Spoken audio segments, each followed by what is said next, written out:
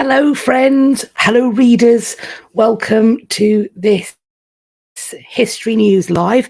I did just pop on to my YouTube and I realised that for some reason, best known to itself, I had posted this to be a public thing for the last week, since Friday, in fact. And it was not public when I went to check. Because usually in my little chat, by the time I come in here, there are some people that have said hello, where they're coming in from. But that had not happened because it was unlisted. Hello, Hadrian. So we shall have to see how many people come and find us because for some reason, maybe I didn't set it to public. I thought I did, but it seems to have become a secret between Friday and today. So I'll do a little bit of waffle. Hopefully people will find us in the meantime, and then we will kick off. I'm seeing some lovely friends popping in. Hello, hello. Welcome. I hope you've had a lovely weekend, that your Monday is going well so far, wherever you are in your Monday. We do, in fact, have so much history news that and I was sent a lot of, particularly one article in multiple times. But I have so many news articles that I've uploaded the usual slideshow that I've created, and you have on StreamYard, there's a maximum amount size that each of your uploads can be. And the most I've had to do before was once I had to do 2 different slideshows because one was too big. Today, I have had to upload 3 different slideshows because the content is so big. So I will be kicking off fairly soon because otherwise we will be here until midnight and we will have places to be. I have no doubt. I will just start off by saying thank you all for finding me. Thank you all for joining. I don't know why this was unlisted. I will double check this stuff more often. Clearly, it needs to be checked once a day to make sure it's still listed. Very peculiar. Right, we're here. It's Monday. It's time for some history news from February. We've had a bumper time of stuff coming in. It's lovely to see you. Welcome. Coming in from all over the place. I'm seeing Idaho, Sydney, Tasmania, Wales, Oklahoma, Amsterdam, Denmark, Delaware. Wow. Hello, hello. Right, in that case, let us hop straight in. As per usual, I have had some wonderful people reach out to me with stories across my social media and forms of contact. And so to start, we will be thanking them. So thank you to Othinian, Yvonne, Anne, Sheri, Richard, Mary, Jessie, Robert, Katy, Beccy, Nelli, Jayne and Aylaeh. And Catherine's in. Oh, bless you. Thank you to all of you. And thank you to the lovely Catherine for dropping down and checking in on us. We are talking about the stuff that's made the news. I am so incredibly grateful to everybody that reaches out to me with these articles. It really, as I say every week, it really does mean a lot. As per usual, we have some updates, we have some repatriation stories, we have some new news, and we have some events and exhibitions. We've got a lot to cover, so let us hop in. This is an update on last week's story when they were found that dodecahedron piece, and everyone's wondering what a dodecahedron is for.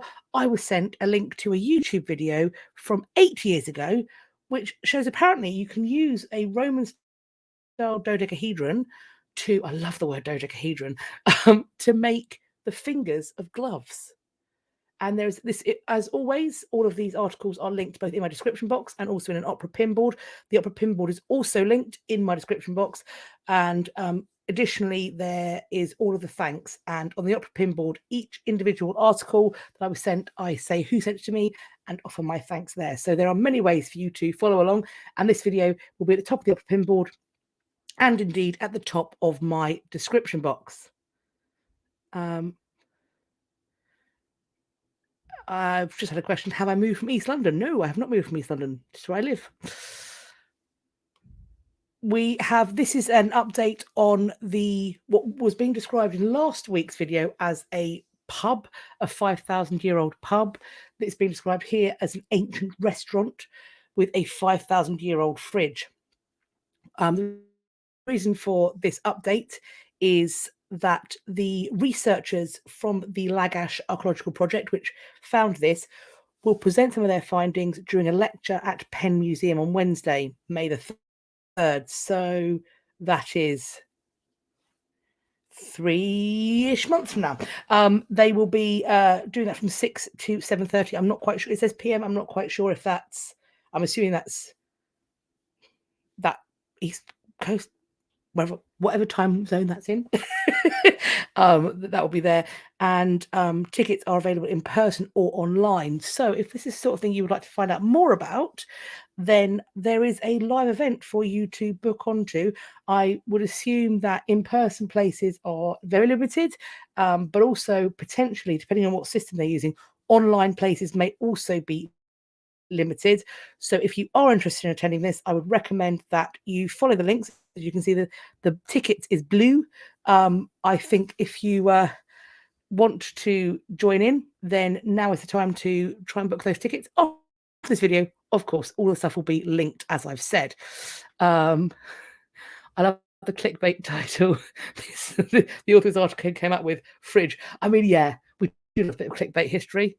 Do you know what? Every now and again, if it gets people into it, then I'm all for it. Pistol Annie has said things are. I've heard this before. People saying things are blurry. Other people say that it's fine on their TV.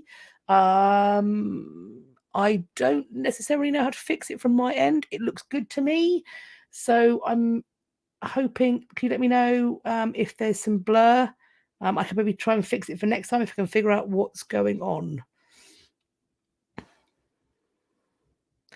We have some more news about the Van Gogh, however you choose to pronounce it, namely that it's still in the news, of course, but the principal thing is that it is going to go to a federal court of appeals. So this is. I need to. Is that for me? I need to click the cogwheel on the video and switch to 270p. I don't have a cogwheel. Are you talking to me? If you are, I don't know what that is. So a federal appeals court has agreed to. I'm looking down because I can't see what's on my screen and it's bigger on my iPad. Oh, there we go. It's not for me. It's not for me. If you're on the phone app, you have to click the X to close the chat, and then you'll see the cogwheel. Okay, perfect. So not for me then, because I am not on the phone app. I'm doing this through StreamYard on my laptop. Perfect. Right. So we have, in addition to the court granting injunction on Monday, it also ordered the museum to continue to hold this painting while the case is pending. We have some updates on what's going on. Last month, as the show reached its end, this is the show in which this piece of art was being displayed. Broker Art Capital Partners, LLC, filed a lawsuit claiming ownership of the painting.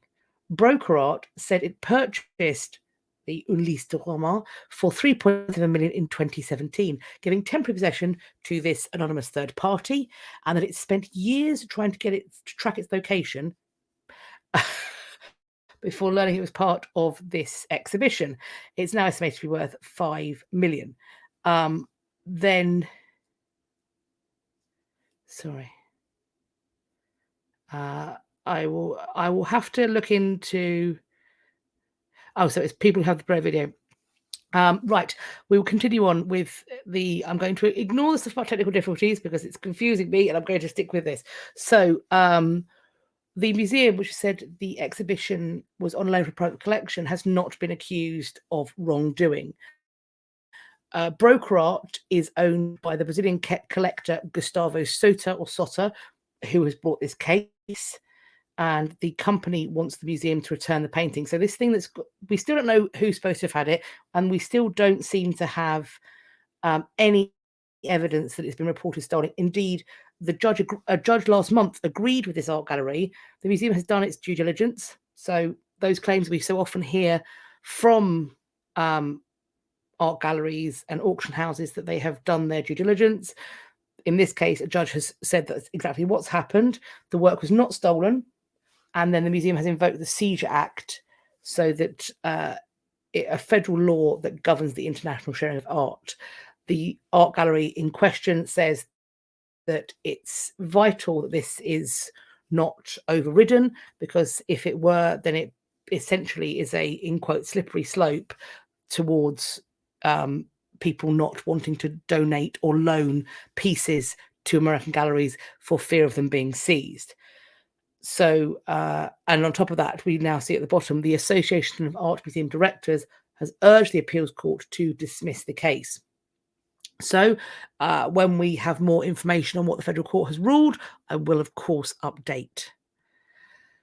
I think nobody, I'm sure, has been unaware of the devastating earthquakes to hit Syria and Turkey, and the extraordinary tragedy that has invoked. We are talking about history news, and while I think that the heritage situation obviously pales into insignificance in comparison to the human situation, we are here to discuss history. And so let's look at the things that have survived, the locations, the heritage sites, and also the ones that have potentially struggled with some more damage. So Göbekli Tepe survives these earthquakes. So we have here two devastating earthquakes that hit Turkey and Syria 9 hours apart, and they list the body count. Of course, it's gone up considerably. There's a considerably greater loss of life than that.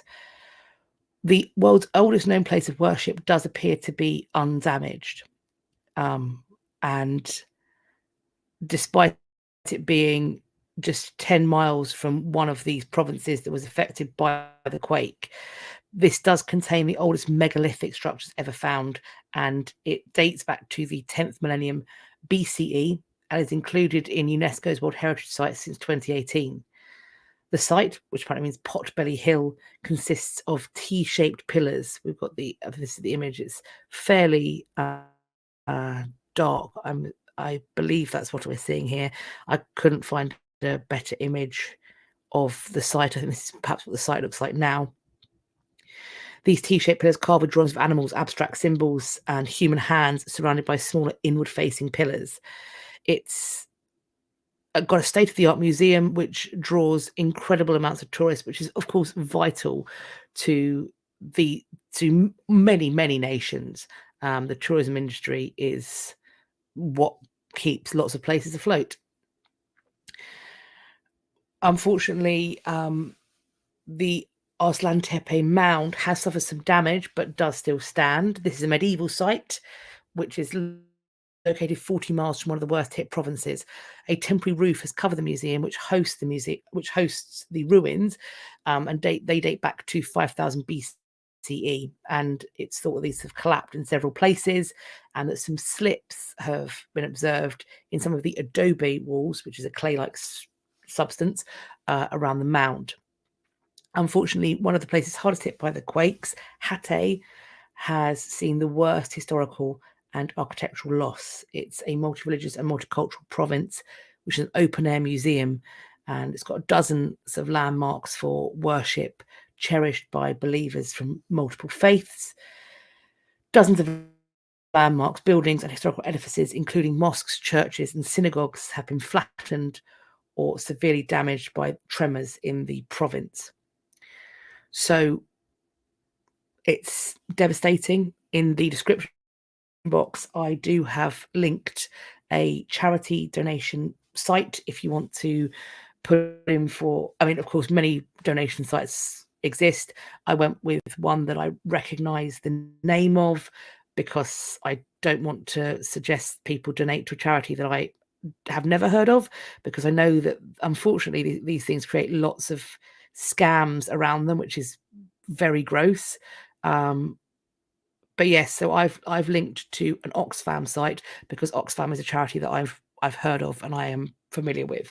But of course, if you know of other ones, and if you can as well, because we are all going through what we're going through. Those were the updates. We're going to hop onto repatriations, some of which will be updates, and some of which will not. Repatriations.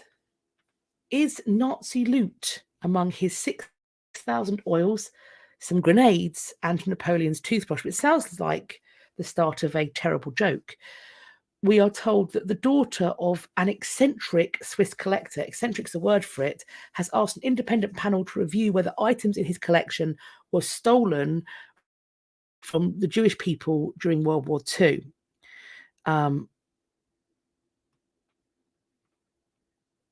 The eccentric Swiss collector in question is a man called Bruno Steffini, and he died in 2018, and he spent his life collecting huge amounts of stuff, buildings, everything. And we have this 100,000 pieces, including 6,000 oil paintings by important artists.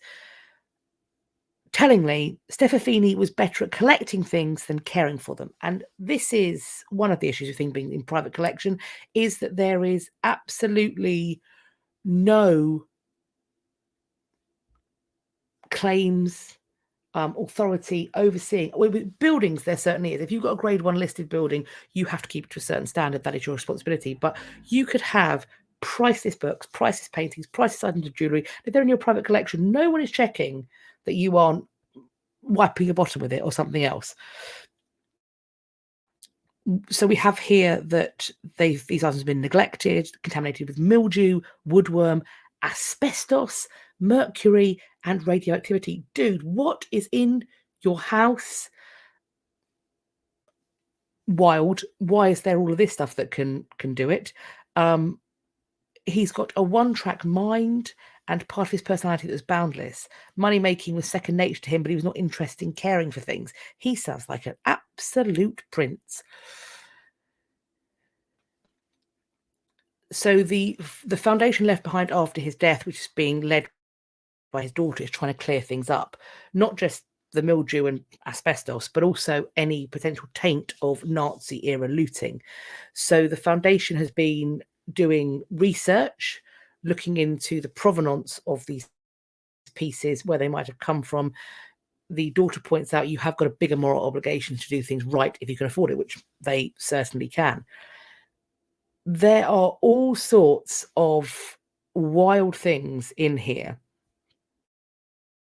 including things like a toothbrush said to have been used at Waterloo, but potentially something that I think is quite concerning is that he was led to collect pistols, machine gun, aerial bombs, and grenades, even a whole tank.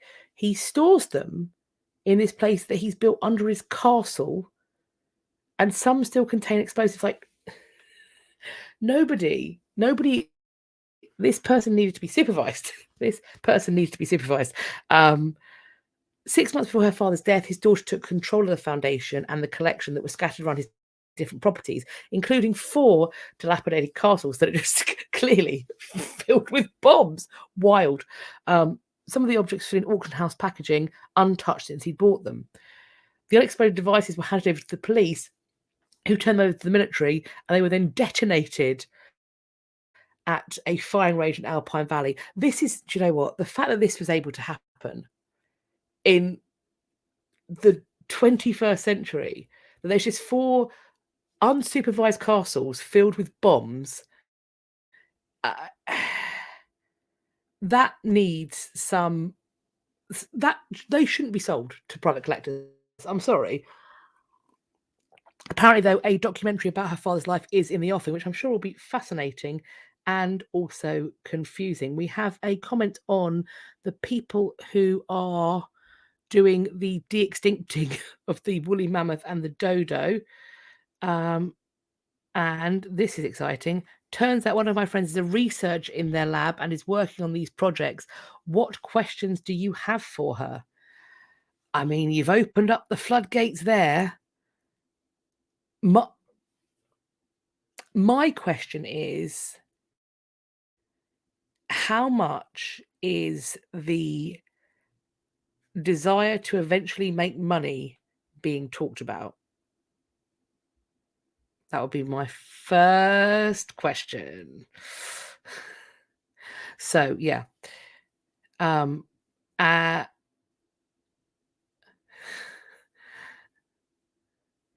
think, yeah, there's a lot of people. There's a good question. What did he die from? Was it toxins? I mean, asbestos is not wonderful for your health, is it? To be honest, yeah, I think it would be great to ask some questions about what the, I mean, what, of course, what is she allowed to tell us is another thing, is a big one. Where do you even start with a collection like that? What amassing it or dealing with it afterwards? Both are great questions. Lord only knows where you start with a collection like that.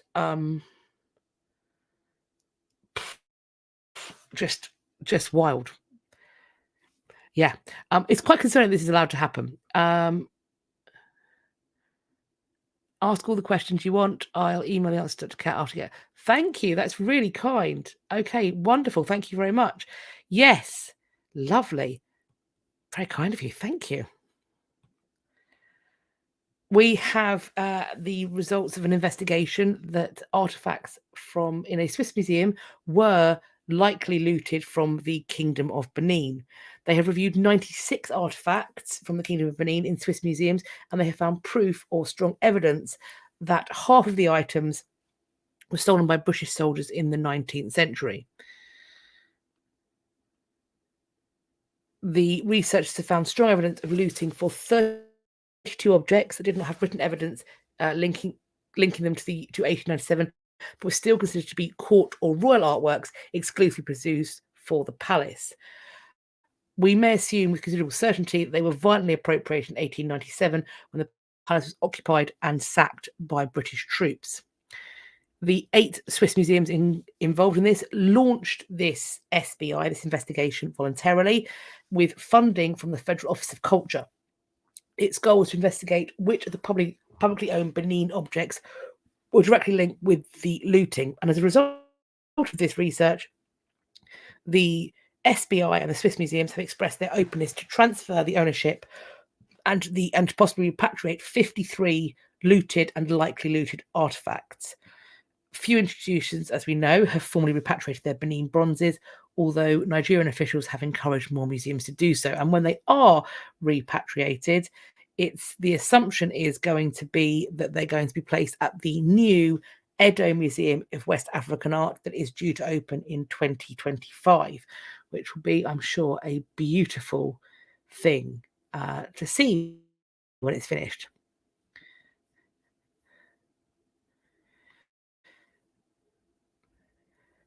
The Royal BC, I'm assuming that's British Columbia Museum, Peabody Museum, and Peabody Museum at Harvard University are to return 2 sacred items to Indigenous populations, to First Nations people. It's going to happen in coming days, we are told, and so the Royal Museum in Victoria, British Columbia, has agreed to return a totem pole to the Nuksalk Nation, following a lawsuit filed against them, which began in 2019. This pole ended up in the museum where it was on display in the totem hole on the 3rd floor for many years. And the other piece is from the Peabody Museum at Harvard. They signed an agreement to ship a house post to the Gitalksa Nation at the end of the month. This house post is a surviving section of the original totem pole that was cut down and burned, along with many other totem poles and cultural belongings. This has been housed at the Peabody Museum at Harvard University since 1917.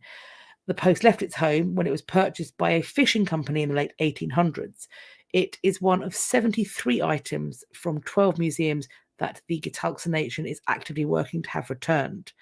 And the museum says it was contacted as part of an ongoing repatriation project in 2021. That is the end of the slides for this first section of the slides. So I'm going to open up the next section of the slides, and we're going to, can I just directly swap in? Let's see if that will work. I can. We are on to the new news. Let me see where we are in comments. Our lovely friend is spotting the questions. Thank you ever so much. and is typing them up and adding them to the list. You are very kind to offer to do this. Thank you ever so much. Yes, I'm looking forward to this being an update. Be very good. Oh, that's a good point, actually.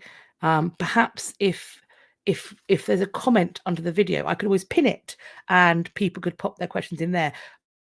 But also, Queen Isabella 18, please don't stress yourself out with the comments. This is very, very kind of you to offer. And everybody here is, I'm sure, incredibly grateful. But don't stress yourself out or give yourself 1,600 hours of work, please. Be kind to yourself.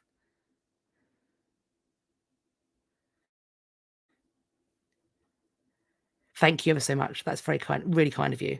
So on with the new news. We're going to start. I've broadly speaking done this by date, mostly prehistoric, medieval, etc., etc. So, ow, I banged my elbow. I'm so accident prone. I'm really proud of myself for not swearing there, though. That was really good of me. So we are starting with the prehistoric new news. And even though it says prehistoric, we're talking about the three-toed footprint rather than the 600-year-old convent. I'm aware that 600 years. Did you hear it? It was a big one, wasn't it? The three-toed footprint is what we're after, not the 600-year-old convent. However, at this 600-year-old convent, they have found a footprint. The convent itself thrived from the 1400s to the early 1800s. The buildings falls into disrepair and all sorts of things fall apart, and then it becomes a preserve for archaeologists. They found a large limestone slab that had an unusual indent that looked almost like a three-toed footprint. This has been drawn around, but we can still see it. The footprint matched tracks from theropods, medium-sized carnivorous dinosaurs, the expert said. The footprinted stone is estimated to be between 135 and 140 million years old. It's got a dinosaur footprint. Isn't that cool?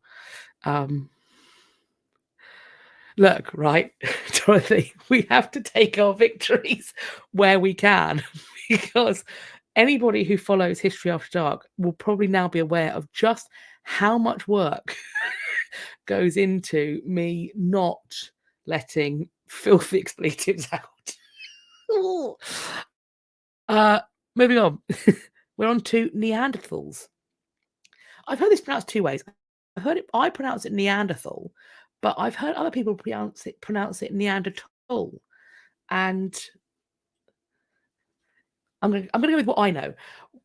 This is interesting. We found out that they hunted giant elephants much larger than the ones from today. And they found this out because they have found the bones of these long straight tusked elephants, which apparently stood at over nearly 4 meters tall, which is more than 13 feet tall at the shoulder, which is twice the size of African elephants that are alive today. From these elephants, 4 tons of meat could have been taken from each carcass.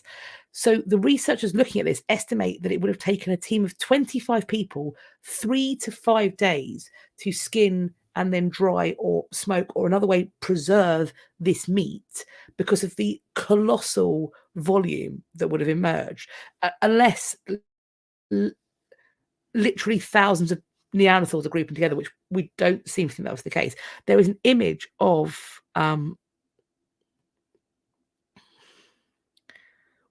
so this is somebody stood next to a model of what one of these elephants looked like.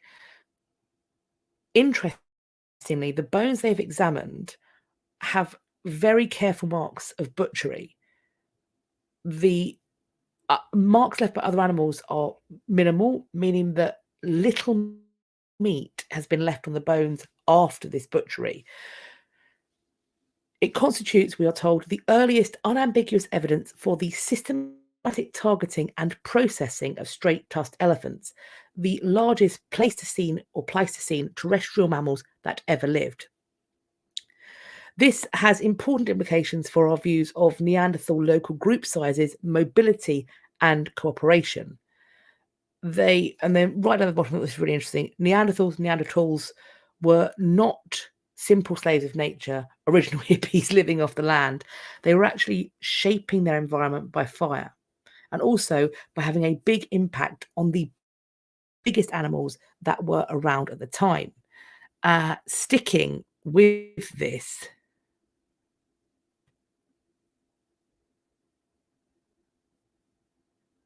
I've seen a lot of people saying that it's Neanderthal. Okay, I will pronounce like that then. So Neanderthals had a taste for seafood as well. So continuing on, we have some evidence from crabs in Portugal that Neanderthals would Neanderthals living 90,000 years ago would catch crabs, roast them on coals, and then eat the cooked flesh. On top of this, to do so, on the remains of the crabs they have found evidence of tool work use, stone work use to crack open the shells and all that kind of stuff. Patterns of the damage of the crab shell and pincers ruled out the involvement of other predators such as birds and rodents. The crack marks seen on the specimens found at the archaeological site are similar to those produced when we eat crabs today. So but they are of course using stone tools rather than modern day metal hammers and cutlery to crack open the shellfish. And black burn marks that the researchers have identified on the shell suggest that these crabs were roasted on hot coals to temperatures between 300 and 500 degrees Celsius, which is 572 to 932 degrees Fahrenheit, and then cracked open to access the cooked flesh. Did they serve them with melted butter? Well, we've seen a lot of people going, did they serve them with melted butter? I mean, I don't know if they're doing a lot of dairy work, but maybe that's the next thing we're going to find out. And wedges of lemon, yes, I think they probably are. They probably have orchards of lemons, with which I think it's fascinating that we have this semi-industrialized processing of large animals, because not only is it 25 people to process those elephants, think about what it takes to stalk, hunt, and bring that down. That's not a one-person job. That's a big job. And then to go to the effort of getting a food that doesn't want you to eat it and putting this work into it, I think it's just really interesting. It was I don't pretend to know anything about prehistoric anthropological studies, etc. I found this fascinating. It definitely wasn't what I was expecting, to be honest. I kind of imagined that there was pretty much fire for heat and a lot of raw food was eaten, was my assumption.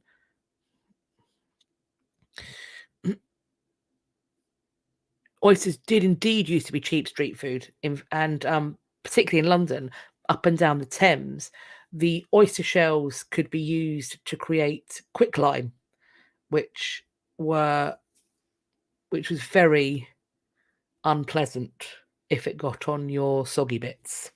But great for making cement rather. But if quicklime or quicklime gets into your eyeballs, then it melts them. Or indeed, if it falls in your skin and someone sprays you with water, it also melts you. That's a little fun factette for you there. Don't use it. Continuing on with technology, we have a Stone Age discovery in Kenya that fuels the mystery of who made the earliest tools. It's countering the narrative, the assumption of scientists that our direct ancestors were the only tool makers. Two big fossil teeth found along with tools at this Kenyan site seem to belong to an extinct human cousin that I've never heard of, called a Paranthropus. I believe that's how it's pronounced. And this adds evidence that our direct relatives in the Homo lineage, Homo sapiens, Homo erectus, etc., may not have been the only tech-savvy creatures during the Stone Age. These teeth open up an amazing whodunit, a real question of, well, who was the earliest tool makers? The tools in question that they found here date back 2.9 million years, where early humans were using them to butcher hippos for their meat. older stone tools have been found in Kenya dating back to 3.3 million years ago, long before our Homo ancestors appears. These tools were simpler and may have only been found in one spot. And this person who's made this comment wasn't involved in this particular study. But this latest find matches up with a bigger tradition known as the Oldowan toolkit. These same kinds of tools, we are told, show up across Africa and beyond during more than 1 million years of prehistory. They really caught on among early humans. They hold a rock in one hand and hit it with another stone, chipping off thin, razor-sharp flakes. With the rocks and flakes, they can then slice and crush a wide range of materials. The tools found from the Kenya site, likely the oldest, most ancient, older one tools found to date, suggest that this gives them a key advantage in eating. These excavations started in 2015, and the researchers have found a trove of artifacts, including animal bones, along with 2 Paranthropus teeth. Taking down a hippo is very brave. They are terrifying. And they are supposed to be really dangerous, aren't they? Slice marks on several hippo bones show they were cut up for their meat, which would have been eaten raw as a hippo steak tartare. I mean, not for me, but you crack on. These early humans also used their tools to break open antelope bones to get at the marrow, to peel the outer rinds of tough plants. These stone tools are allowing them at this very early date to extract resources from the environment. In the past, it's easy to assume that our direct ancestors were the ones using these tools, but these teeth make it hard to rule out that other early humans picking up tools of their own, even extinct cousins like the Paranthropus. This mystery will be a tough one to solve. We can't say for certain whether this group was using these tools or just happened to die in the same place. When we find hominin fossils with stone tools, you always have to ask, oh wow, is this the dinner or the diner? Well, my. Excellent point. Necessity is the mother of invention. If you have enough food walking around, no reason to grow your own. Fair enough. Yes. And a lot of things, agriculture does change a lot of things socially, if you believe the anthropologists. I don't know if these were found in the Rift Valley. I'm not sure if they have given an exact site, perhaps because they're still excavating it. It may be in other news sources, but not in the ones that I found. So I'm not sure, but that's a good question. Very good question. Interesting, this one. There's a theory that cooking food helped to expand brains. Cooking does pre-digestion more nutrition. Oh, that's very interesting. I hadn't thought of that. I hadn't heard that either. Interesting. Cool. Citizen scientists back in the news studying Lidar Maps. This technology is just revolutionizing everything, isn't it? They have found 1,000 prehistoric burial mounds across the Netherlands. So we've talked about Lidar a lot, but for those who haven't heard us talk about it, it's aerial photography that's specialized in that it can get through tree canopies and other things that would obscure what's on the ground to really hit on potential archaeological hotspots that can then be pinpointed on a map for closer on the ground inspection. And so this is what's been going on, and it has been a crowdsourced project of some 6,500 citizen scientists who have located this trove of remains, including more than 1,000 burial mounds dating to 2,800 to 500 BCE. This hunt is spearheaded by Heritage Quest, and one of the links that I have put in the description box and also in the Opera Pinboard is a link to Heritage Quest, because they do all sorts of collaborative ventures, and they seem to be on the lookout for citizen help and for volunteers. So if it's the sort of thing that you might be able to get involved in, perhaps it's worth checking out, see if you can add your support to a project like this. With the help of thousands of citizen scientists, we were able to investigate a much wider region and in much greater detail than professional archaeologists could attain. Without the volunteers, this project would have taken years and not be as reliable, adding that every map on the Zooniverse was inspected by about 15 people. So isn't that brilliant? Something I think that would be a fun thing to be part of if you have the requisite skills. In addition to reorienting the current view of prehistory in the region, this material has been gathered by this citizen work is going towards informing policy making around archaeological preservation, which is one of this project's stated aims. And of course, by asking citizen volunteers to get involved, it then also increases the level of people wanting to engage with the past and engage with history. Studies, including our own, have shown that this results in better protection of the heritage. When people care and are encouraged to care and encouraged to take ownership of their heritage, they take better care of the physical side of it and also its narratives. By engaging the public, awareness of important archaeological heritage is created, as is a greater sense of place and feeling of ownership, which I mean is me paraphrasing what she said, is what I just did there. Going on, staying with prehistory, somebody has solved apparently a 20,000-year-old cave drawing mystery. And it seems to be there is some kind of coding in these cave drawings. There are markings which are being, I hope you can see it on the screen, they've been circled. So it's lines and dots and all sorts of things like that. When it's been looked at, people have tried to figure out what this is doing. So archaeologists have long recognized the painter's importance to information sharing among early humans. When wildlife biologists look at those paintings of reindeer and bison, they can tell you the time of year it was, painted just from the appearance of the animal's hides and skins. The way these people knew their environment was absolutely incredible by these standards. Then we meet Ben Bacon, great name, a furniture restorer, not an archaeologist by training, who set to work to crack the code of the dots and the lines.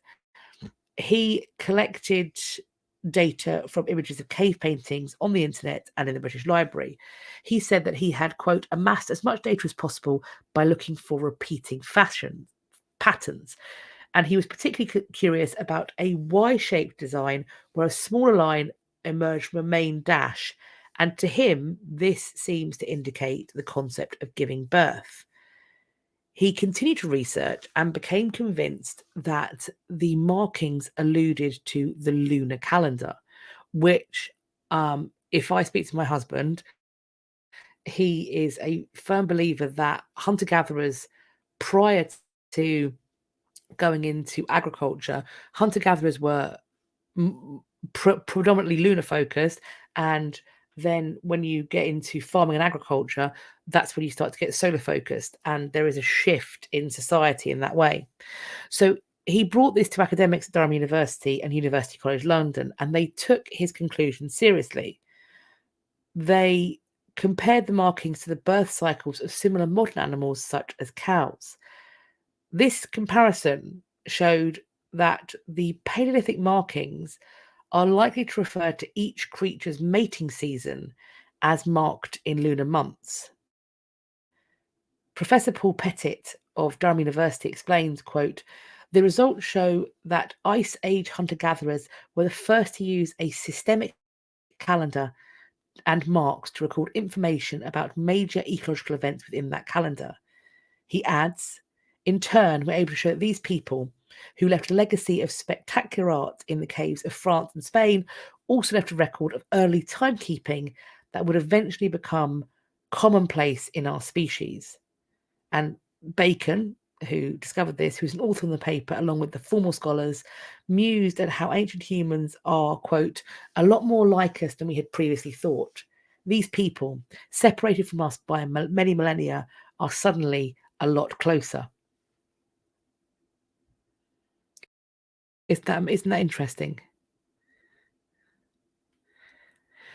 Yes, Jamie does make sense, and I will occasionally permit him to know that, but we won't let his head get too big, will we? We'll have to remember to not let his head.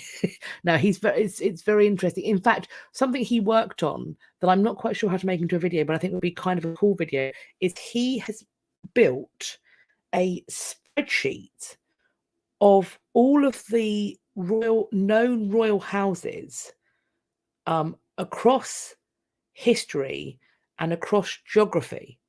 So, like, who intersects with whom? And I just think it's really cool, but I don't know how to make it into a video, apart from maybe I just get him on camera to talk us all through it, because I think it's a really cool resource.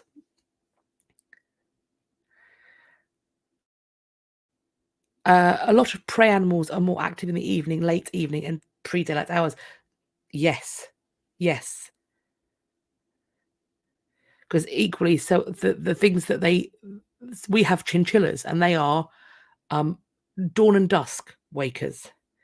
I will tell Jamie that people want to buy a copy and that they think, thank you, and that they think it sounds awesome. I'm going to figure out a way to get it on, because I think it's a really useful resource to talk through and also make available somehow, because I think that having that shorthand of, oh, so this is happening in England and this is happening in Spain. Okay, but what's happening? Do we know what's happening in China, etc., etc.?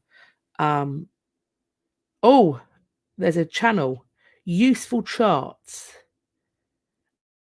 Okay, I have not heard of them.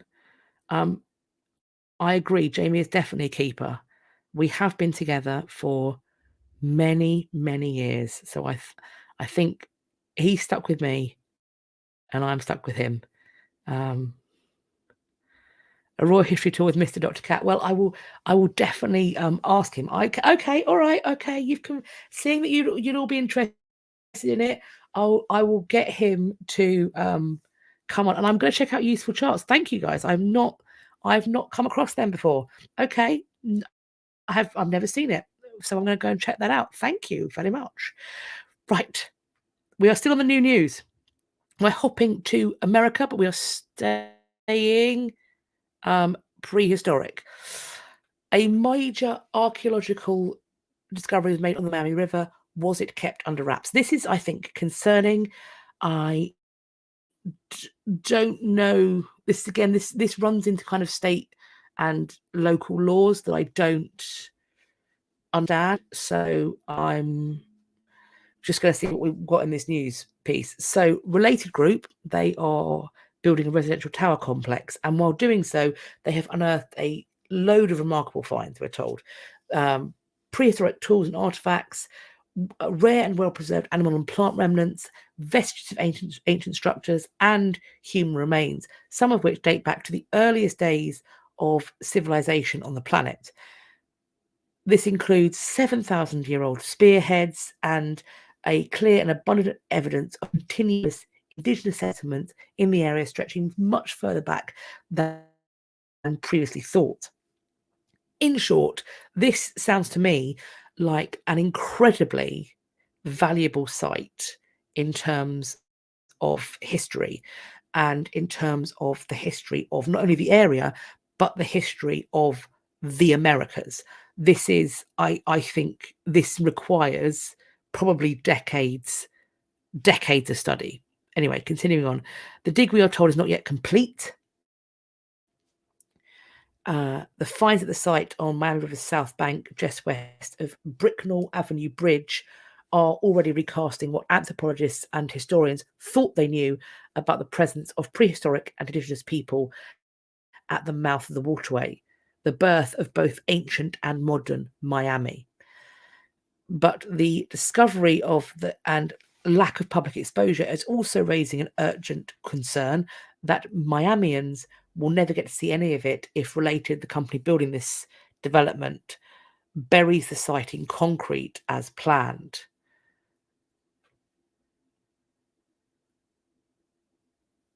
Apparently, Melissa, the Miami River is near Bricknell. wherever I don't pretend to know my geography, so I don't know where Bricknell is. Related officials, so that's the company that's building this development, won't talk about excavation.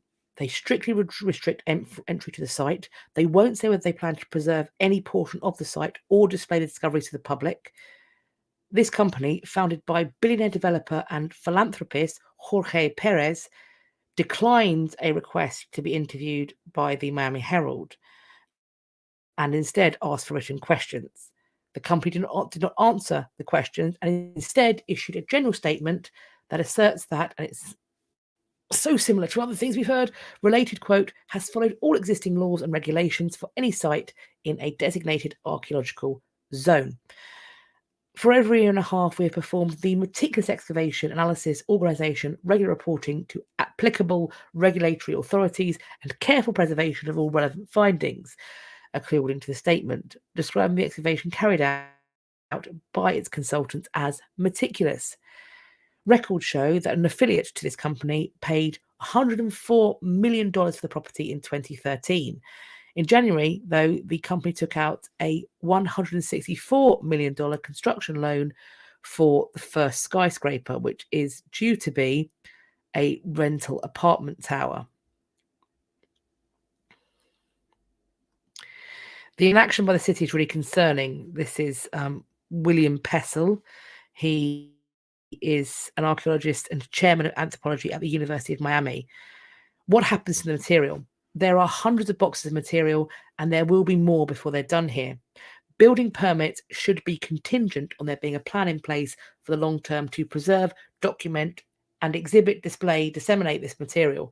There are places in the world where you walk into a building, walk over a glass floor, and see the building that was there before. But we keep losing portions of this sequester site to one development after another, and soon there won't be anything left. We can't just dig it out of the ground and put it in a box somewhere. The residents of the city deserve better. And I could not agree more, because it doesn't have to be one thing or another. There are absolutely ways that you can make an exciting find like this part of the story of the building you're creating. And glass floors is a great way to do it. It's a really great way to do it. I don't think anybody gets it 100% right, but this just feels... This is concerning. And maybe they are holding off because they want to do, they've thought of something really innovative to display this archaeology. Maybe they aren't sharing because they have a plan for it that they don't want somebody else to steal. Maybe it's even like a kind of prototype or a patented thing, if I'm being kind. But I don't know how people keep eyes on this or keep pressure on. I'm feeling positive today, but I also know that I probably shouldn't. Because to me, that kind of care and consideration is a reason that people would want to invest. It makes the building more interesting. It's not just a soulless tower of glass. But maybe that's from living in London, where increasingly they do that. They put in a glass floor. You walk around and the ruins of old cities are visible in lift shafts and all of the rest of it. So all those skyscrapers will be gone in flooding. I mean, yeah, well, we also need to stop climate events and all of the rest of it, don't we? And so will the archaeological site. But it's not gone yet. It's not gone yet, and there are ways and means to preserve things. And actually, to be honest, but when it comes to the archaeology, water doesn't tend to be a massively bad thing. Particularly if you've got woodland finds, they tend to do quite well if they've been in wet ground.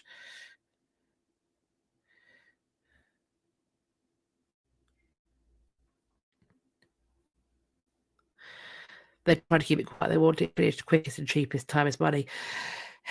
Yeah, I suppose it's just it's a little bit foreign to me, because particularly like in London, the expectation is that there's going to be archaeology. because it's in London, and there's going to be usually a film crew. They tend to have like little windows so you can see the archaeological dig happening.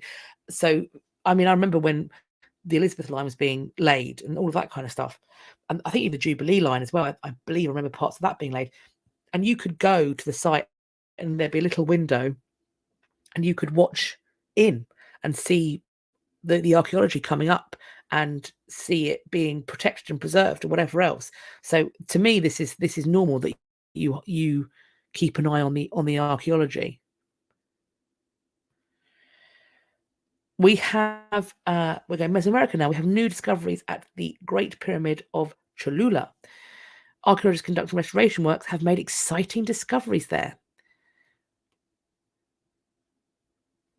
Occupation of the ceremonial precinct began in something known as the late formative stage, and the first building stage of the pyramid dates to the terminal formative. The Great Pyramid there was built in 4 major construction stages, with at least 9 further phases of minor modifications. But while there, the team also have found an accumulation of broken ceramics. With closer analysis has determined that they were pre-Hispanic braziers.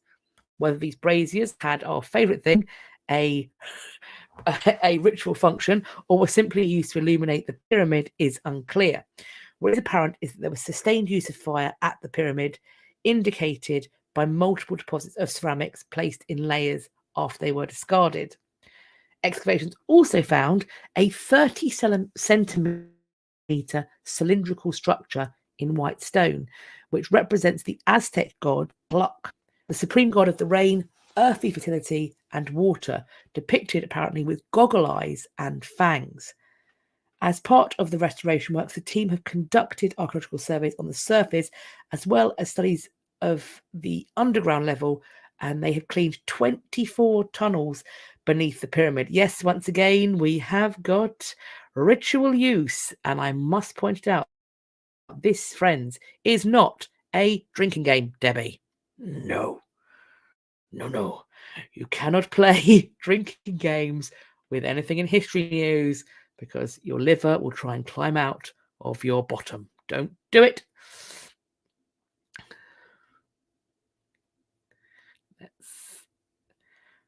This is being referred to as another Rosetta Stone.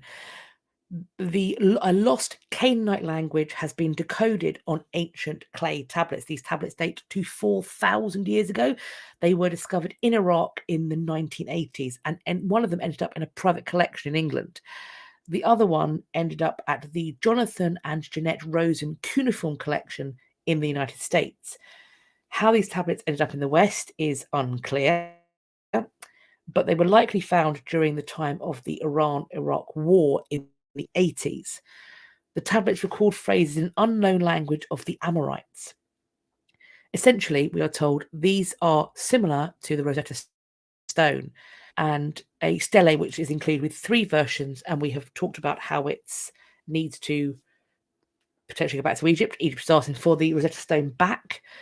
The top and middle texts of the Rosetta Stone are in ancient Egypt using hieroglyphic and demotic scripts, respectively, while the bottom is in ancient Greek, making the Rosetta Stone key to deciphering Egyptian scripts. This find has been researched, and they've been analysing the tablets since 2016, and the studies have now been published. By looking at the grammar and vocabulary, they have determined that the lost language is part of the West Semitic family of languages, which includes Hebrew and Aramaic.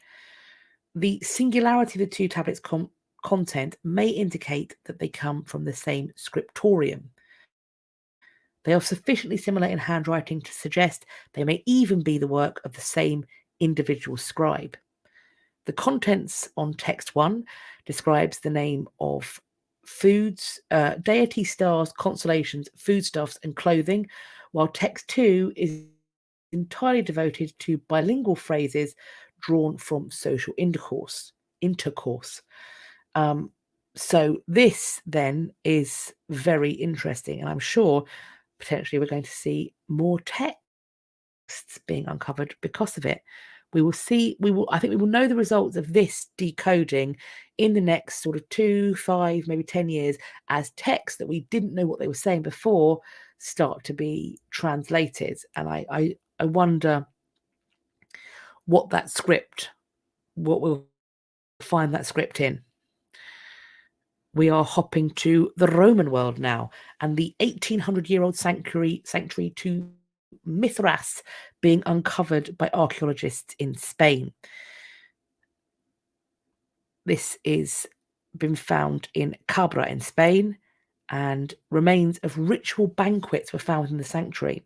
Mithraism was a cult religion that became popular in the Roman Empire during the 1st century CE. Mithras is a Romanized form of the Iranian god of the sun and justice, Mithra. The Villa de Mitra within the Roman city of Lycabrum dates to the 1st century CE. The villa was originally excavated between 1972 to 1973, during which time a courtyard with a pond and several adjacent rooms with mosaic flooring were discovered. Later excavations conducted in 1981 unearthed the remains of a hypocaust or subfloor heating system.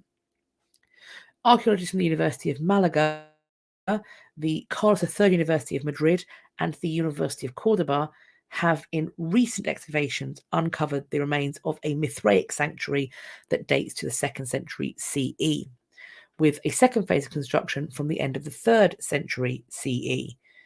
They have found, we're told this is standard for the cult religion, a sanctuary is a rectangular room with a narrow entrance that descends several steps before leading into a main section with 2 stone benches flanking the walls, measuring 24 by 8 feet. The benches would have been used by cult followers to perform rituals and hold feasts in the honor of Mithras.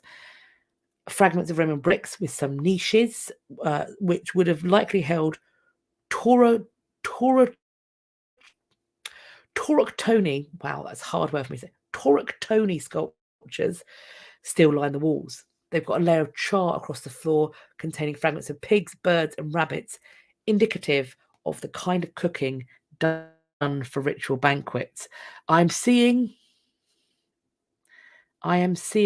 the ritual banquets.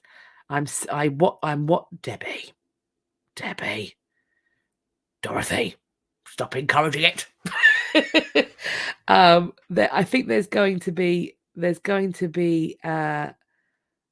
thing is that there are going to be lots of sites where ritual is the order of the day, because faith and religion was the driving thing in so many people's lives, as it is for so many people today. But globally, you were marking the hours of your day with faith. Oh, Manda, I see your post about wildfires. How awful. I'm incredibly sorry. Please do stay safe. I've now come to the end of my second, what is the word I'm looking for? PowerPoint. Oh, wow. Hello, good evening. So we're going to hop into the third and final PowerPoint, and we're going to rattle through as best we can.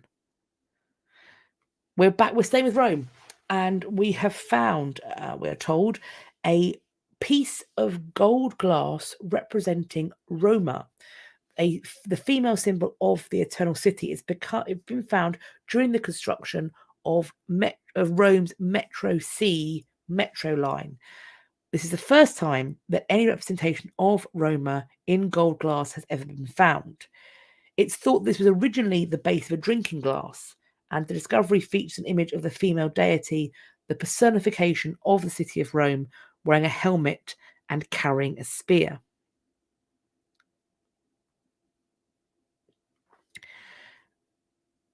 We're told it has no writing on it. She's dressed in an Amazonian-inspired outfit, has a diadem on her forehead, and a helmet with a plumed crest. She carries a spear. The curls in her hair and the scrollwork on her helmet are both beautifully crafted details. We are Moretta, who is working on it said that the precious artifact did not belong to the military barracks found during the subway works, which was abandoned in the middle of the 3rd century and subsequently razed to the ground.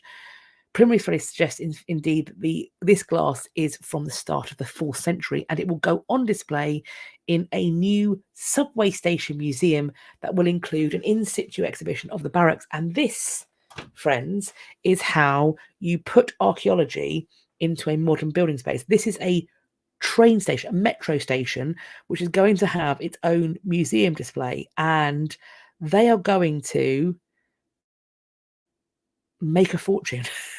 People are going to actively, I tell you what, the cafes and things around that station are going to be thanking their lucky stars, because what they're going to want to do is have all sorts of things that relate to this piece of glass and to the museum in the station, etc., because people are going to be like, oh, I've got an afternoon off. Let's go through that station. Let's go and see it. Let's take photos of that station. Let's make it one of those things. And we know that people go to stations. People go to stations in America to take Grand Central, to take pictures of the architecture. It's not an unfamiliar thing that people travel on public transport as part of the experience. This is how you do archaeology in modern spaces. We have a gold bead found in Jerusalem Park. This is located in East Jerusalem in Israel.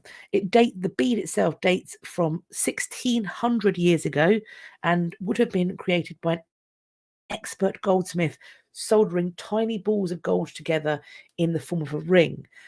What makes it so outstanding is that this complex production method. A good understanding of the materials and their properties is required, as well as control over heat, in order to solder these tiny balls together to create a tiny ring, while also preventing the overheating that would just make it all run together. It's thought that this technique potentially originates from Mesopotamia 4,500 years ago. This is a rare discovery. Indeed, the team's only found a dozen gold beads in sites across Israel. Similar beads have been discovered in burial caves from 2,500 years ago, but even those beads are made of silver. Even with today's advanced technology, creating something like this would be very complex. A close examination of the object fills one with a deep sense of admiration for the technical skill and ability of those who came before us many centuries ago. The bead was found in a high-status Roman structure during excavations along the Pilgrimage Road.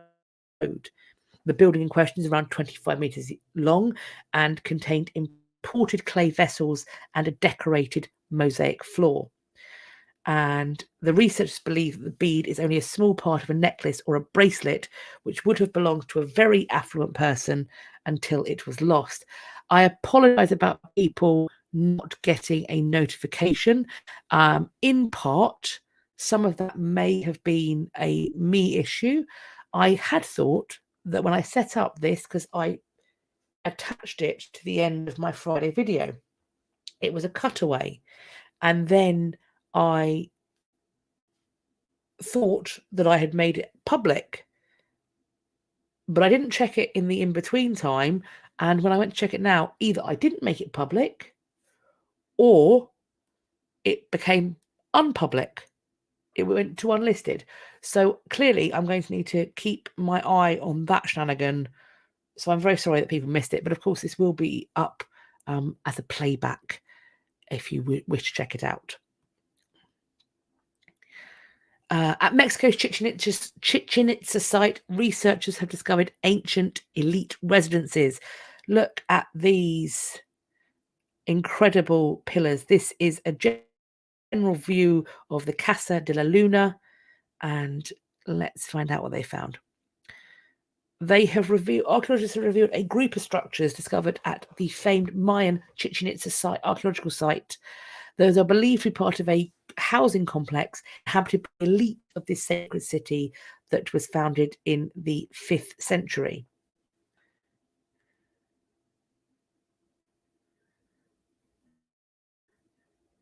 Oh, we're blaming YouTube. Yeah, let's blame YouTube for the lack of notification and not.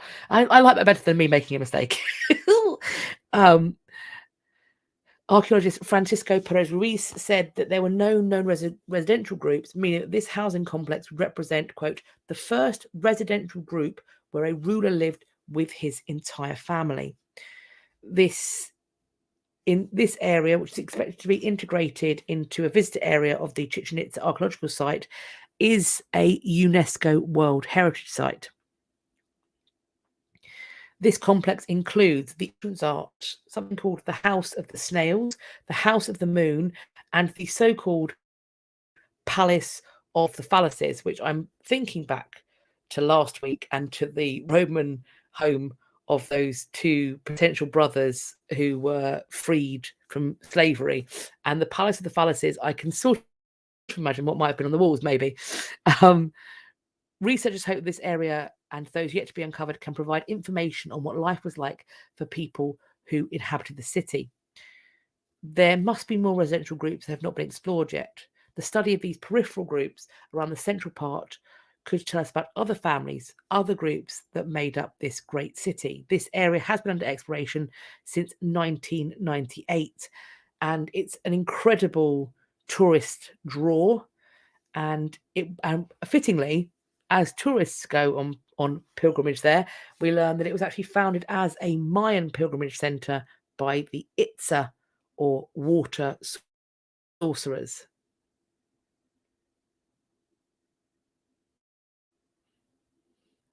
So was this a ruler plus extended family clan, or just the ruler and attendants? I think that is still to be determined. TBC is my understanding, unless another article's come out that I haven't seen yet. So we shall investigate. We are now hopping to the medieval. A ship in Newport that after 20 years of work, they are ready to reassemble this medieval vessel found in the mud. When construction began on the new Arts Centre in Newport, South Wales in 2002, it could scarcely be imagined what you're going to find. But what they did find when they were excavating the foundation was a section of a medieval wooden ship, waterlogged by the River Silt. The archaeologists were called in, and it was evident to them that the vessel was extraordinary, because this is not some 19th century find, but rather it was a great ship. And there it was, or at least part of it, lying in an old slipway in what would have been a small Welsh port with a population of about 500 people during the Middle Ages. The ship remains quickly caught the public imagination, with large numbers of local people visiting the wreck. Because here's the thing: when people make these archaeological finds public, locals love it. They want to get involved, and it drives history. Being a child, and your parents tell this thing happened, this amazing thing has been found, it drives a passion of history. I firmly believe that.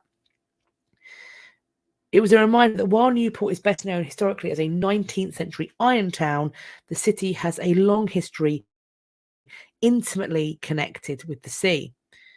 Oh, look at it. Look at it. That's how it looked in September 2002. And it was perhaps inevitable that locals were outraged when they learned their ship was simply going to be recorded where it sat before being sampled and then bulldozed. The price tag just seemed too great. Preserving the remains would take decades and cost millions. I think the example of the Mary Rose was something that put people off, because the expense of the upkeep there and the cost of the visitor centre, we are about to find out. So here's what they found. Dendrochronology dated this ship to being built in 1540 in the Basque country. The same techniques, when applied to the collapsed scaffolding to hold the ship in place, can tell us when it was wrecked within a year, 1468. So it was around for about 18 years. This has made it possible to situate the vessel within an eventful period at the dawn of Europe's age discovery and the Wars of the Roses. This medieval ship, we are told, represents the final flourish of a shipbuilding tradition that stretched back centuries. It involved the construction of a shell made from overlapping planks into which a relatively light frame was fitted to provide stability. A light boat is a fast boat. It's great for nipping in and out of places. It's also great for piracy. It has more in common with Viking longships than it does with the skeleton-built ships of the early modern period. But the Newport ship is bigger than the Viking vessels, and it could have carried 160 tons, that's 320,000 pints of wine in its hold on a voyage from Bordeaux. So cool. A petit blanc, so a small French coin, was found within the keel of the Newport ship. One of the most positive aspects of the project has been the way that archaeologists, curators, scientists, and other experts have collaborated. New recording techniques are pioneered too, including the 3D scanning of every timber. This has made it possible to digitally reconstruct and even 3D print at scale the whole vessel. In many ways, it was fitted back together long before the real timbers ever touched each other. This is so cool. So cool. I hope they recreate the ship like the US Constitution is. I absolutely agree. That would be amazing. That would be amazing. And it would be incredible to do. Just so good. We're seeing here, I had no idea that English ships were built in the Basque Country. I mean, things can become English ships, having not been English ships before, because of theft and also purchase as well. So interesting though, right? Really interesting.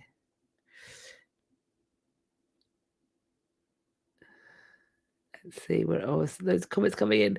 Roughly enough wine for our average suburban PTA meeting. I couldn't possibly comment. Cool to be a VR recreation. Can you imagine walking around in VR through the ship? That'd be so cool.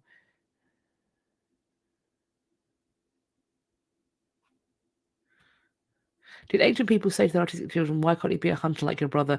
You have to make a living as an artist." Well, I would have to defer to an anthropologist, but I would imagine that as so much of ritual purposes is a form of storytelling, and it's so important that actually the creation of, and particularly when art is your best form of communication, if you are pre-textual, pre-writing, I think that a person who is skilled at creating those images is incredibly valuable to the community. So yes, I think that they probably don't say, "Why couldn't you be a hunter?" They think that everybody is equally gifted and serves the community and the collective in ways that are valuable and useful. Yes, I keep saying ritual purposes, and I'm going to have to stop myself because I'm terrified that some of you may actually be doing this as a drinking game. So yes, this was at Hampton Court Palace, and in fact, I saw it at Hampton Court Palace on the day that it was first on display, which I believe was the 8th of February. Sorry, the 9th of February. I was there on the 9th of February because I was leading a group at Hampton Court Palace. This is a gold ring with white enamelling that is on display at Hampton Court Palace, having been purchased by the group, the Historical Palaces group, as part of the Portable Antiquities scheme. And it's thought by people at Hampton Court Palace that it connects to the Boleyn family. There is disagreement over this, but it's a very large, it's big signet ring with a bull's head on the front, and then there's some beams coming off of the bull's head, and then there are two other images, one of the Virgin and Child and one of St. Catherine of Alexandria on the shoulders of this ring. It also has an R, which people are saying connects to Rochford, meaning they claim that it belongs to either Thomas Boleyn or to George Boleyn. when I tell you, having seen at the British Library exhibition, the checkers ring and how diminutive, I don't even think, I'd probably get like a half of my pinky finger into it. This ring was like a blinking washer. It was massive. All I can assume is that it had to have gone over a glove. And maybe that's how it ended up getting lost. That it got pulled off and it, when the glove came off, I don't know. Amanda, would it have actually been worn or would it have been used as a stamp? I think the fact that it was lost and found by a metal detectorist in a field in Kent, close to locations where Henry and Anne stayed during their voyage to France, I think it has to have been worn, because how else does it get lost? I think it could have been worn over a glove. The size of it does look heavy. I wouldn't want to get punched wearing somebody wearing it. I'm not going to, Marcus, I'm not going to call it a ritual ring. I'm not going to call it a ritual ring. I'm going to put your comment up. But no, I'm not going to call it that. But yes, it's presumably it would have been used as a form of stamp. Yes. And this is the one that I was sent the most, this article. The American and Scots prison letters have finally been decoded. A team of code breakers have cracked secret coded messages in letters written by American and Scots while she was imprisoned in England by her cousin Elizabeth I.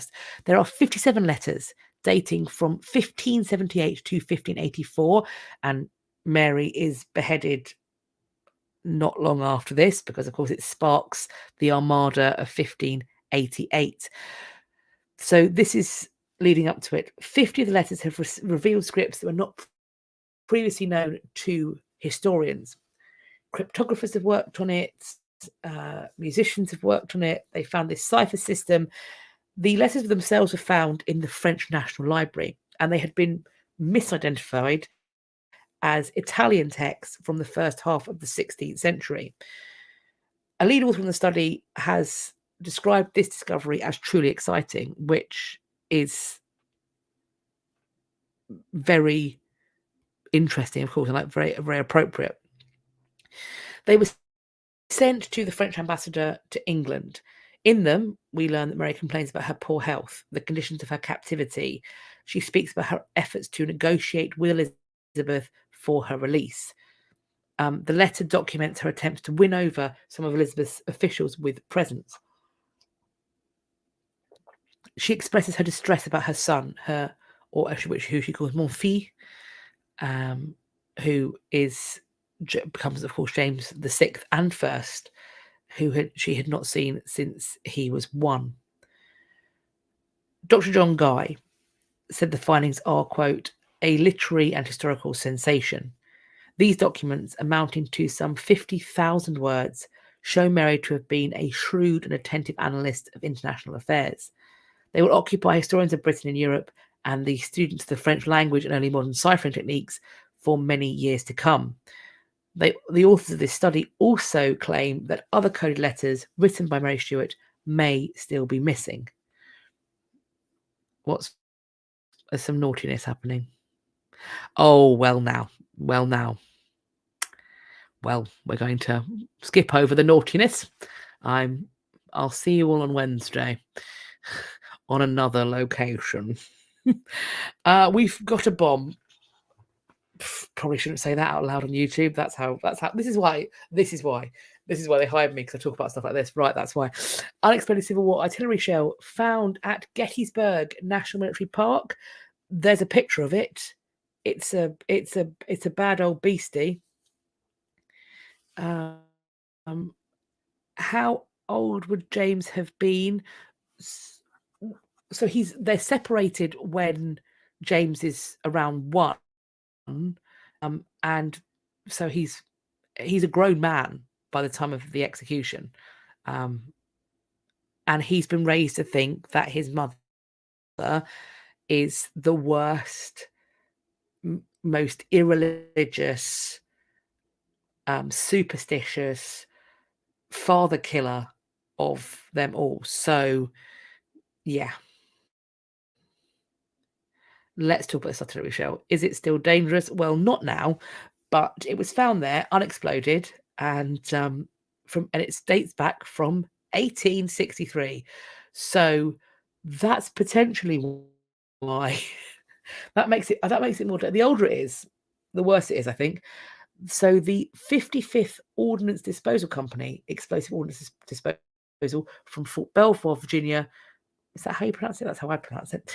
Safely removed the shell and destroyed it off-site. The team gently...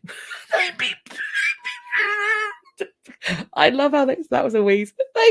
They love to say that. The team gently washed off the mud so it could be photographed. I bet they did. I bet they washed it off gently.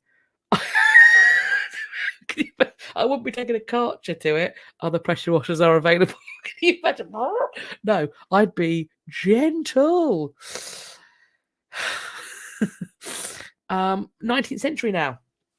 Search for descendants of Aboriginal people who settled in Indonesia. This article that is linked, as you will see, warning, it does include images of people who have died, not of human remains, but based upon the spiritual beliefs of these communities. People who have died, who are living in photographs, requires warning. So for that reason, I haven't shared these pictures because I'm not sure where everybody comes from and what they're watching. So and what their backgrounds are. So I'm not going to show it. But what they have found is a trove of long forgotten black and white photographs in an Italian library, which seems to prove that a group of Indigenous Australians formed a community in Southeast Asia 150 years ago. It's thought that the men and boys who were photographed were among a significant number of Longu men and women who moved overseas with visiting Asian fishing crews. We don't know if they were going there of their own volition or if they were taken. For months at a time, they'd catch, boil, and dry lucrative trepang or sea cucumber, which were and remain a much sought-after delicacy in China. There's plenty of evidence of interactions with local Aboriginal people, with Muskar words, tools, and images being incorporated into tribal culture.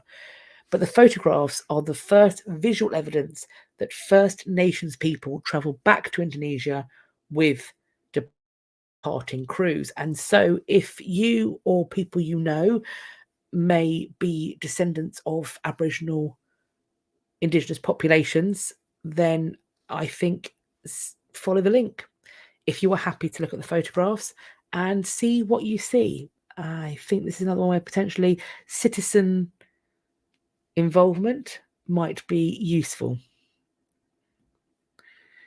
Indiana School proposes the sale of a 15 million Georgia O'Keeffe painting, unsurprisingly, triggering a bit of bitter pushback.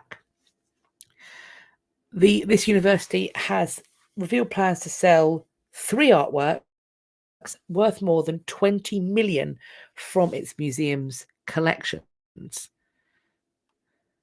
This is Valparaiso University, a school of around 3,000 students.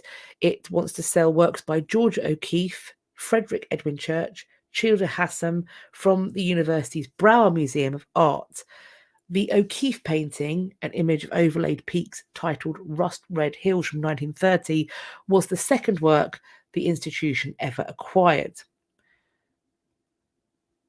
I think we've talked about this before in one of the pre-recorded ones, but during the pandemic, lots of museums were really struggling, obviously, to make ends meet. And as a result, we learn here that the Association of American Museum Directors loosen its regulations about de-accessioning pieces. So institutions could sell things to essentially keep the lights on. But in turn, they run into problems because of it. There was... in 2020, the Baltimore Museum of Art had intended to sell a $65 million worth of art, including a $40 million Warhol painting at Sotheby's, before pushback stopped that from happening. According to the AMD, artwork sold by museums, funds accrued must benefit the direct care of the collection. The AMD and 3 other industry groups said on Thursday that the plan of the Brow Museum, which is not a member of these groups, did not accomplish this. Let me tell you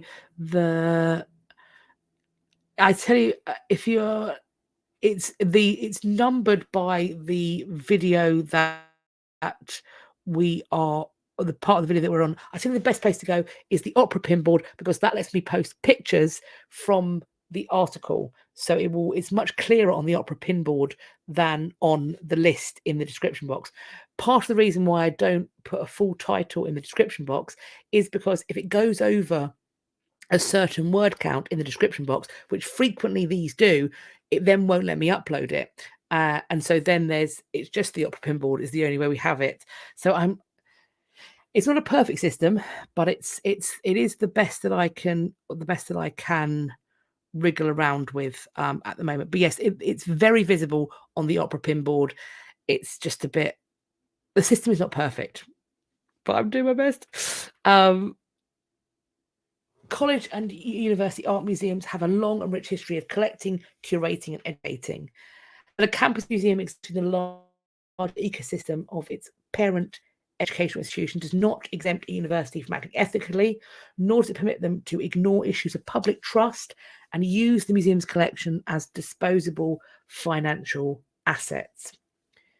This statement came less than a day after the Brower Museum's namesake, Dick Brower, told the Chicago Tribune that he'd remove his name from the institution if this sale came to pass. Nobody would have guessed they were going to do something like this, Brower said. A representative for the Brower Museum did not respond to requests for comments. So I guess we'll see how this plays out. I can't imagine that this will be going away, put it that way.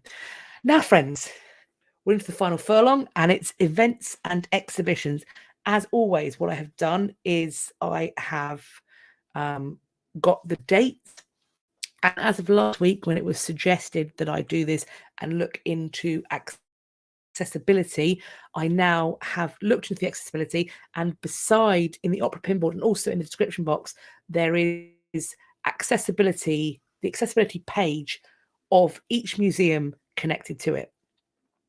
So there's, depending on what your particular needs are, I suggest that you look yourself or call up the number. But for the most part, all of the museums we're looking at today, bar one, to my knowledge, have accessibility into the gallery spaces that are necessary. I think it's always worth having a call up beforehand, because in case for some reason all the lifts are broken, I think before setting off on any journey, particularly if you've got far to go, then I would always say morning of, call up, just double check, because it's embarrassing and it's annoying when it happens, but unfortunately sometimes lifts and things do break. So always worth, I think, calling up. We have the Vermeer exhibition at the Rijksmuseum of Amsterdam. This looks fabulous. It is warning us that there are almost no tickets at the moment, and this is going on until the 4th of June. It's they're saying never before have this many Vermeers been brought together. Would it be possible to include article? I could do that. Yes, I could probably put it in like at the side maybe, or something. I'll test something out. I'll see what will work. Yeah, I could probably number the slide. That makes some sense. That's a good idea. And the Opera Pinboard is not accessible for the mobile. I did not know that. Apologies. Right, okay. I will do my best. I'll number the slides next time. We'll see if that works. Let's give that a go. So this Vermeer looks interesting. You have until June to check that out. We have this is a short one. This is Art in Bloom, and it's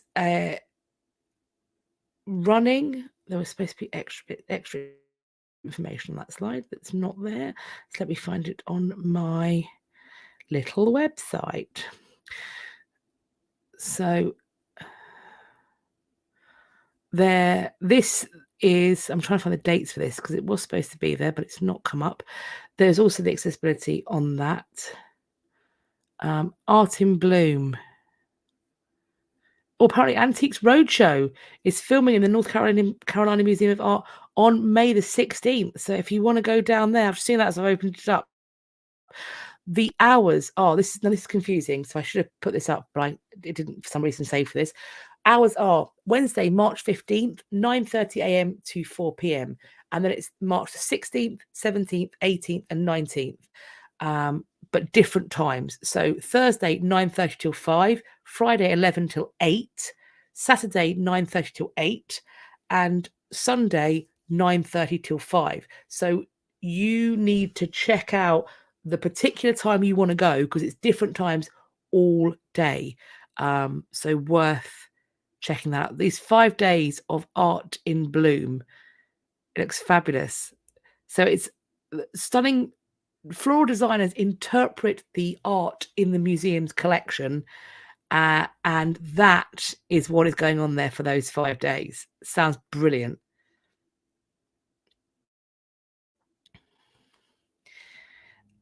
Hever Castle is just flagging up, is a slightly less accessible space because it is a late medieval castle space. So in terms of accessing it and using various mobility aids in the courtyards, etc., unfortunately it's not set up for that. I did talk about this last week, and I am just going to remove my logo. So this exhibition is on until November the 10th, and it's getting some amazing press reviews. I went, it was fabulous. I will be sharing tomorrow.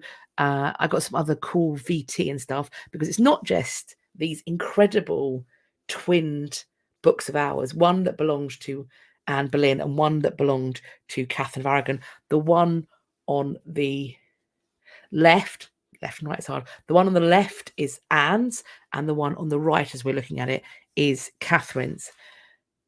As it points out, an exhibition at Hever Castle in Kent of the prayer books of both Anne and Catherine, brought together for the first time in nearly 500 years, along with research by the co-curator, the incredible Kate McCaffrey, is pointing out all of the ways that these women were incredibly similar.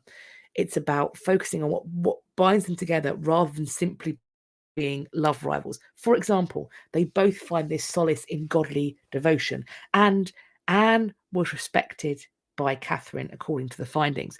It's an incredible exhibition, and there's something for everybody. As I'm going to show in a video that I'm going to put up, there's replicas and there's film costumes, all sorts of things about the way in which these women's stories have been told over the years, and I think in many cases have been expanded on in perhaps somewhat unfair ways over the years. Back to the comments. Oh, I've missed.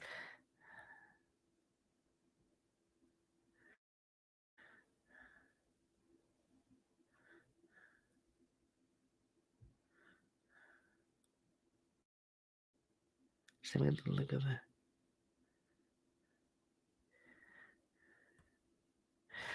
So Catherine's book was in the Morgan Library. So there are, I don't want to give away too much of the exhibition because it's not my research, but there is some really cool information, and there is also an exhibition book that I believe you'll be able to buy online, I'm assuming, from the Hever Castle shop. These books are printed, so they have been printed and then illuminated afterwards. And from talking to Owen and Kate at Hever Castle, if you had a blank of one of these, the background is really a sort of paint by numbers choice thing. So the design of what goes behind that image gives you options to earn beautiful pieces. They are beautiful, and there's other really beautiful pieces that deserve lots of attention too. To own a book like that, obviously luxury item afforded nobility, absolutely. What they do point out is that perhaps one of them, when looked up close, seems to have a better quality of work in it, and that is the one that belongs to Anne. These books are both there, so it's the same book, two copies of the same edition of the same book, printed 1527. So it's around the time that Henry's affair or love for Anne is really ramping up. But these two people are, Anne and Catherine, are still in a household together. And so the reason for talking about it being 500 years since they've both been under the same roof is because Kate McCaffrey suggests that these books may have been used by these women when they were sat in the same room as each other at their devotions. So I think check it out, see what you think. I thought it was a fabulous exhibition.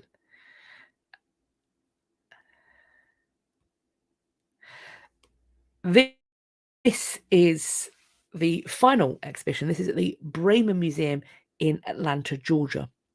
And this is the photography exhibition entitled Culture Shock, Photography by John Gutman. We have some information about Gutman, born in Breslau, Germany, which is now Krakow, Poland, in 1905. He showed early artistic talent, studied at the University of Breslau, and then following his graduation, he moved to Berlin, pursue his painting career while also teaching art.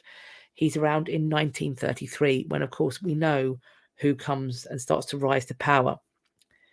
He formulates a plan to leave Germany permanently, and with minimal photographic experience, he secures a contract with Press Photo in Berlin, charged a course as a foreign correspondent based in San Francisco, California, travelled on a Norwegian freighter from Rotterdam via the Panama Canal.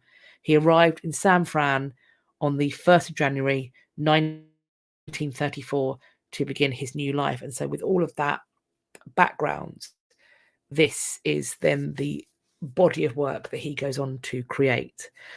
So that is what I have for you.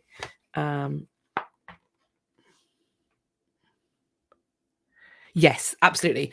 Anne would have been expected to be in attendance on Catherine, and that would be at chapel, in the chamber, wheresoever she was called to, unless she was essentially dismissed. So yes, absolutely. That is what I have for you today. We have been going for 1 hour and 42 minutes, so I'm going to wrap this up really quickly. Once again, thank you to everybody who has taken the time to share their thoughts and to comment and to be involved in the conversation. Thank you. Massive thanks to everybody who sent me articles over this last week. I have had the best time reading them, and I look forward to another one next Monday, because I have no doubt that we'll have enough for another news review next Monday.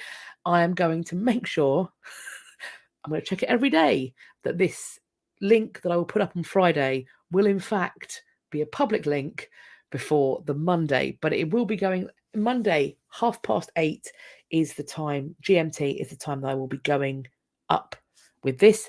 My Friday videos will either be going live at 4 p.m. or 5 p.m.